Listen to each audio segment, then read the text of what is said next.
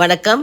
கத்திரிக்காய் கறி, இல்ல கத்திரிக்காய் தொக்கு, வறுவலு எப்படி வேணாலும் இத சொல்லலாம். இத வந்து நம்ம வந்து சாதத்தில போட்டு கொஞ்சம் நெய் போட்டு நம்ம சாப்பிட்டா ரொம்ப டேஸ்டியா இருக்கும். நம்ம என்னைக்காவது நம்ம குழம்பெல்லாம் வைக்க முடியலன்னா, அப்பப்ப இது மாரி நம்ம செஞ்சு சாப்பிடலாம்.